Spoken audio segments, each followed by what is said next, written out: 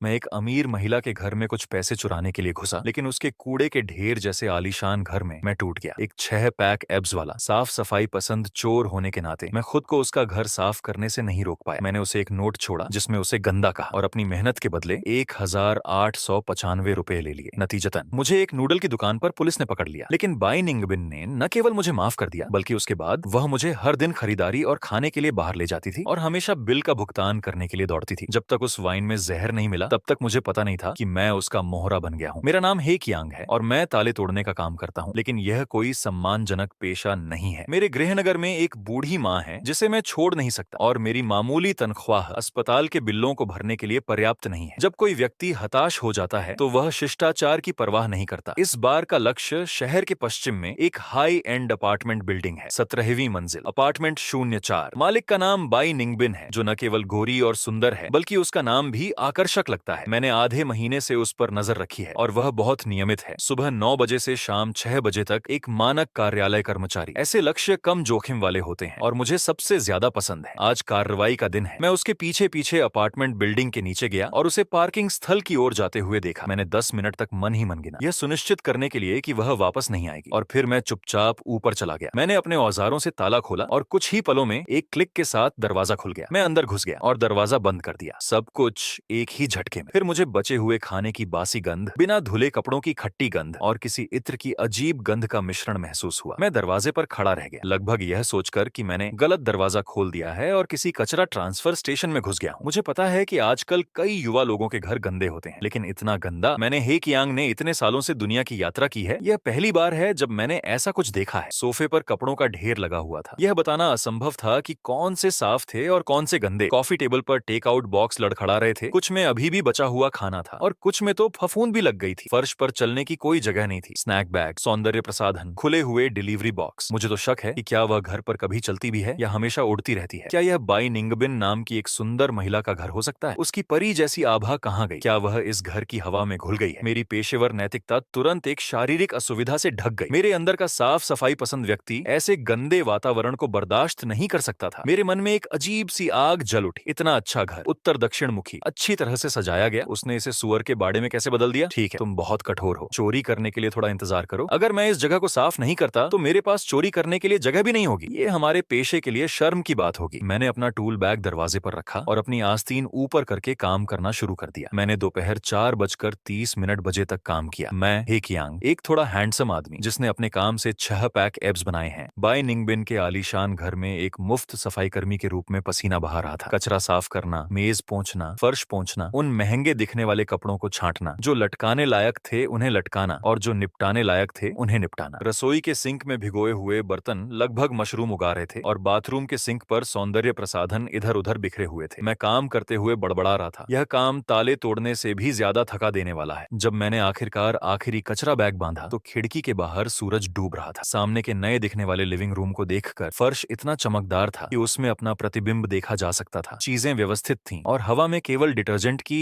हल्की नींबू की खुशबू थी। मैंने एक लंबी सांस ली। एक बेतुकी उपलब्धि की भावना पैदा हुई। मैं थक गया था, सचमुच कुत्ते की तरह थक गया था। मैं उसके बेडरूम में गया और कुछ चीजें ढूंढने की कोशिश की। बेड साइड टेबल की दराज में कुछ बिखरे हुए सिक्के और गहने थे। मैंने देखा कि ज्यादा नकदी नहीं थी, कुल 1,895 युआन। उन पैसों को पकड़कर मुझे थोड़ा संतुलन महसूस हुआ। ठीक है, यह मेरी मेहनत की कमाई है। हालांकि यह राशि मेरी मेहनत के अनुपात में बहुत कम थी। मैंने एक नोटपैड लिया और खुद को एक नोट लिखा जिसे मैंने काफी स्टाइलिश माना। तुमने इतने अच्छे घर को क्या बना दिया है? मैं एक चोर भी इसे बर्दाश्त नहीं कर सकता। जब तुम काम पर गई थी तब से मैंने सफाई करना शुरू कर दिया था और इसे पूरा करने में मुझे पूरा दिन लग गया। मैं सचमुच थक गया हूँ। दराज में रखे सिक्के मेरी फीस है। अगर तुम्हारे पास भविष्य में समय नहीं है तो 1 घंटे का कर्मचारी किराए पर लेना याद रखना। मैंने उस नोट को, जो फटकार और पेशेवर देखभाल से भरा था, कॉफी टेबल पर रख दिया। मैंने 1,895 युआन की अपनी मेहनत की कमाई ली, अपना टूल बैग उठाया और इस युद्ध के मैदान से, जहां मैंने पूरे दिन लड़ाई की थी, शारीरिक और मानसिक रूप से थका हुआ चला गया। बाई निंगबिन अपने लगभग टूटे हुए शरीर को घसीटते हुए अपने घर के दरवाजे पर पहुंची। आज कंपनी में बहुत काम था और उसे लगा कि उसका शरीर खाली हो गया है। उसकी एकमात्र इच्छा अपनी ऊंची एड़ी के जूते उतारना और खुद को कपड़ों के उस नरम पहाड़ में फेंक देना था। जब उसने चाबी को ताले में घुमाया और एक क्लिक के साथ दरवाजा खुल गया तो बचे हुए खाने और इत्र की परिचित मिश्रित गंध उम्मीद के मुताबिक नहीं आई। इसके बजाय एक ताजा हल्की नींबू की खुशबू थी। बाई निंगबिन का पैर हवा में रुक गया। ये मेरा घर है। उसने बिजली की तरह अपना पैर पीछे खींच लिया और भ्रमित होकर अपने दरवाजे का नंबर देखा। 1704। हाँ, यह मेरा कुत्ता घर है। नहीं, यह मेरा फेंक शुई खजाना है। उसने फिर से सावधानी से अंदर झांका और उसकी आंखें तुरंत चौड़ी हो गईं। फर्श जो पहले विभिन्न वस्तुओं से भरा हुआ था अब सितारों की तरह चमक रहा था और वह अपनी हैरान और थोड़ी सुस्त चेहरे को भी उसमें देख सकती थी। सोफे पर कपड़ों का ढेर गायब हो गया था जिससे उसकी मूल उच्च गुणवत्ता वाली बनावट सामने आ गई थी। मेज, हे भगवान! वह लगभग भूल गई थी कि उसकी मेज पारदर्शी कांच की बनी थी। वह पहली बार ग्रैंड व्यू गार्डन में प्रवेश करने वाली दादी लियू की तरह सावधानी से अंदर चली गई। डर रही थी कि वह इस अजीब और परिचित फर्श को गंदा कर देगी। हे भगवान! उसने फुसफुसाते हुए कहा। उसकी दृष्टि में सब कुछ साफ और व्यवस्थित था। वह बेडरूम में भागी और बिस्तर, जो पहले एक आपदा क्षेत्र था, अब सपाट और साफ सुथरा था। यहाँ तक कि सिलवटें भी सावधानी से डिजाइन की गई लग रही थी। उसने कांपते हाथों से अलमारी का दरवाजा खोला। अंदर कपड़े रंग के अनुसार व्यवस्थित थे और सावधानी से लटकाए गए थे। यहाँ तक कि उसके कार्टून पैटर्न वाले छोटे अंडरवियर और सेक्सी लेस ब्रा भी करीने से विशेष डिब्बों में मुड़े हुए थे जो धूप और कपड़े धोने वाले डिटर्जेंट की खुशबू दे रहे थे। उसने एक चीख के साथ अपना चेहरा ढक लिया और महसूस किया कि उसके पैरों से लेकर सिर तक एक गर्म लहर दौड़ गई है। रसोई में भागना और भी बेतुका था। स्टोव चमक रहा था और रेंज हुड की सतह में उसका हैरान और थोड़ा भोला चेहरा दिखाई दे रहा था। सिंक में बर्तनों का ढेर गायब हो गया था। डिश रैक साफ सुथरा था। क्या ये टियानलो गुनियांग थी जो आई थी, या कंपनी में कोई टियानलो छोटा लड़का जो मुझसे प्यार करता है? नहीं, दो चाबियां हैं, एक मेरे पास है और एक।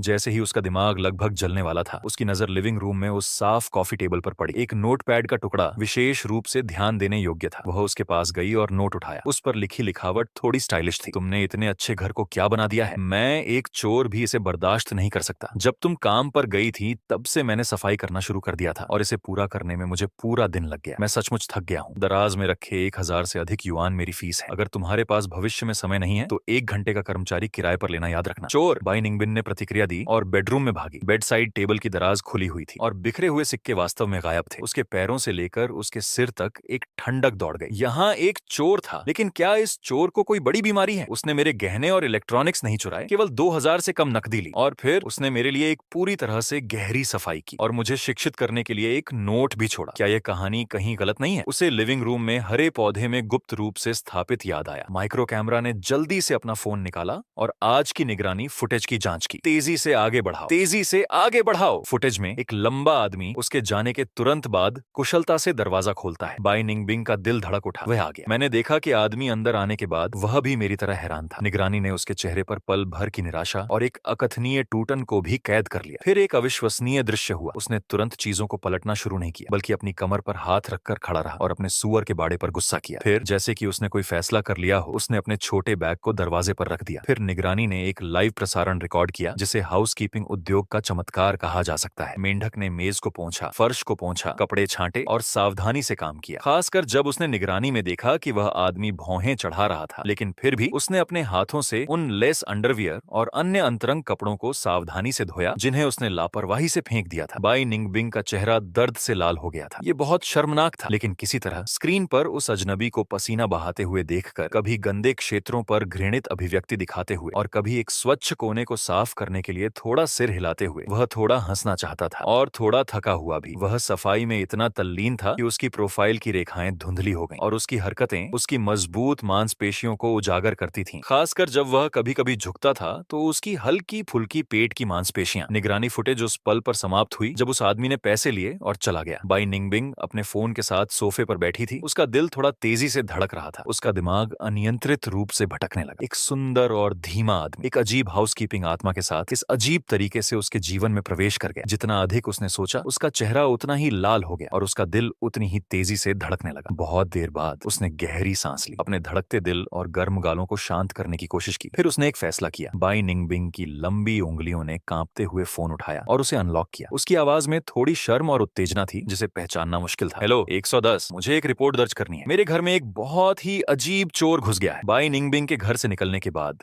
रात हो चुकी थी। मैं छोटी दुनिया में आया। मेरी जेब में 1000 से अधिक युआन थे और मुझे लगा कि मेरी जेब भारी है। यह पैसे का वजन नहीं था, बल्कि मेरे दिल का बोझ था। यह काम घाटे में था, लेकिन मैंने अनुभव प्राप्त किया। अगर यह बात फैल गई तो मेरे सहकर्मी मुझ पर हंसेंगे। मैं शारीरिक और मानसिक रूप से थका हुआ था और मेरा पेट भी भूख से चिपका हुआ था। मैंने सड़क के कोने पर परिचित लाओ चेन मेमोरियल हॉल देखा और बिना सोचे समझे अंदर चला गया। मालिक, एक बड़ा कटोरा बीफ नूडल्स, अतिरिक्त मांस और अंडे। मैंने पैसे चिकनी मेज पर रखे और मेरी आवाज में पूरे दिन की सफाई के बाद की थकान थी। लाओ चेन ने परिचित अंदाज में अभिवादन किया। ठीक है कियांग जी, तुम आज बहुत थके हुए लग रहे हो। मैंने अस्पष्ट स्पष्ट रूप से जवाब दिया और एक कोने में एक सीट ढूंढकर बैठ गया। दुकान में हड्डी के शोरबे की सुगंध और बाजार की हलचल भरी हुई थी, जिससे मुझे लगा कि मैं बाई निंगबिंग के युद्ध के मैदान से वास्तविकता में लौट आया हूँ। नूडल्स जल्दी से परोसे गए। मैंने चॉपस्टिक उठाई और उन्हें हिलाया और फूंक मारते हुए इस कटोरे के नूडल्स को खाने वाला था। तभी पुलिस की वर्दी पहने कुछ लोग अचानक अंदर आ गए। हिलना मत, पुलिस! इससे पहले कि मैं प्रतिक्रिया कर पाता, मेरी दोनों बाहों को पीछे की ओर धकेल दिया गया। एक क्लिक के साथ ठंडी हथकड़ी ने तुरंत मेरी कलाई को जकड़ लिया। मेरे मुंह के पास के नूडल्स कटोरे में गिर गए, जिससे कुछ तेल का सूप फैल गया। नूडल की दुकान में अन्य ग्राहक चौंक गए और सभी ने मुझे देखा। मेरा दिमाग खाली हो गया। इस लाइन में पकड़े जाना मेरी उम्मीद के मुताबिक था। आखिरकार जो सड़क पर चलता है वह कभी ठोकर नहीं खाता। लेकिन इतनी जल्दी क्यों? क्या यह निगरानी थी? हाँ, ये निगरानी होनी चाहिए। बाई निंगबिंग के घर में निश्चित रूप से एक छिपा हुआ कैमरा था। मैं सफाई में इतना व्यस्त था कि मैं अपनी पेशेवर नैतिकता को कैसे भूल गया। तुम्हारा नाम क्या है? एक युवा पुलिसकर्मी ने गंभीर चेहरे से मुझसे पूछा। हे कियांग। मैंने अपना सिर झुकाया। मेरे चेहरे पर जलन हो रही थी। ये इसीलिए नहीं था क्योंकि मुझे पकड़ा गया था, बल्कि इसलिए मुझे लगा कि पकड़े जाने का यह तरीका बहुत शर्मनाक था। क्या तुम आज दोपहर लीजिंग युआन समुदाय के 1704 में घुस गए थे? पुलिसकर्मी ने पूछना जारी रखा। मैंने हाँ में जवाब दिया। निगरानी ने भी इसे स्पष्ट रूप से रिकॉर्ड किया होगा। सबूत के साथ इनकार करने का कोई मतलब नहीं था। ले जाओ। मुझे दो पुलिसकर्मियों ने नूडल की दुकान से बाहर निकाला और पुलिस कार में धकेल दिया। कार की खिड़की से मैंने बाहर इशारा करते हुए राहगीरों को देखा और लाओ चेन का हैरान और खेदजनक चेहरा भी देखा। ये खत्म हो गया। ये पूरी तरह से खत्म हो गया। घर में चोरी, हालांकि राशि बड़ी नहीं थी, लेकिन यह मुझे परेशानी में डाल देगी। मेरी माँ अभी भी अस्पताल में हस्ताक्षर करने का इंतजार कर रही थी। मैं वास्तव में एक बेकार आदमी हूँ। चमकदार रोशनी वाले पूछताछ कक्ष में बैठे हुए मैंने ईमानदारी से सब कुछ बताया, जिसमें मैंने ताला कैसे तोड़ा, मैं पर्यावरण से कैसे चौंक गया, मैंने सफाई कैसे शुरू की, मैंने 1895 युआन कैसे लिए और मैंने एक नोट कैसे छोड़ा। रिकॉर्डिंग करने वाले पुलिसकर्मी का चेहरा बहुत ही शानदार था। वह हंसना चाहता था, लेकिन खुद को रोक रहा था। हे कियांग, क्या यह चोरी के दौरान एक तात्कालिक परोपकारी कार्य था? मैंने कड़वे चेहरे से जवाब दिया। पुलिस अधिकारी, मैं स्वीकार करता हूँ। मैं बस अपने हाथों से काम करना चाहता था और मैं इतनी गंदगी नहीं देख सकता था। मैंने अभी तक पैसे खर्च नहीं किए हैं, वे मेरी जेब में हैं। मैं उन्हें वापस कर दूंगा। मैं किसी भी तरह के उपचार को स्वीकार करता हूँ। प्रक्रिया पूरी होने के बाद मुझे अस्थायी रूप से हिरासत में लिया गया। एक कठोर बिस्तर पर लेटे हुए मैंने छत को घूरते हुए अपने दिल में मिश्रित भावनाओं को महसूस किया। अगली सुबह मैं जीवन के बारे में सोच रहा था जब एक पुलिसकर्मी दरवाजा खोलने आया। हे कियांग, बाहर आओ। मुझे लगा कि यह पूछताछ है और मैंने उदास होकर उसका पीछा किया। अप्रत्याशित रूप से रिसेप्शन रूम में पुलिस के अलावा एक महिला भी खड़ी थी। रिसेप्शन रूम में माहौल थोड़ा अजीब था। मैंने अपना सिर झुकाया और अपनी आंखों के कोने से उस कोमल आकृति को देखा। बाई निंगबिंग। उसने आज एक बड़ी नीली पोशाक पहनी थी और उसके बाल उसके कंधों पर नरम रूप से फैले हुए थे। इस समय वह एक अधिकारी के बगल में खड़ी थी। उसका चेहरा थोड़ा संकोची था, लेकिन उसमें थोड़ी उत्तेजना भी थी। हे कियांग, है ना? एक वृद्ध अधिकारी ने कहा। हमारी जांच और बाई निंगबिंग के साथ संचार के बाद अब कुछ चीजें हैं जो हमें आपको बतानी है। मेरा दिल पहले ही डूब चुका था। सबसे पहले, हमारे स्थानीय नियमों के अनुसार चोरी के अपराध के लिए आपराधिक मामले दर्ज करने का मानक आमतौर पर 2000 युआन से अधिक होता है। अधिकारी ने एक पल के लिए रुककर मुझे और फिर बाई निंगबिंग को देखा। बाई निंगबिंग ने पुष्टि की है कि आपने जो नकदी ली थी वह 1895 युआन थी, जो वास्तव में मानक से कम है। फिर अधिकारी का स्वर थोड़ा नरम हो गया। बाई निंगबिंग ने पूरी घटना को समझने के बाद स्वेच्छा से हमें एक माफी पत्र प्रस्तुत किया, जिसमें कहा गया कि वह आपकी किसी भी जिम्मेदारी का पीछा नहीं करेंगे। मैंने बाई निंगबिंग की ओर देखा और वह भी मेरी ओर देख रही थी। हमारी आंखें मिली और वह एक डरी हुई हिरनी की तरह तेजी से अपनी आंखें हटा ली। अजीब बात यह थी कि उसके गालों पर एक संदिग्ध लालिमा भी थी।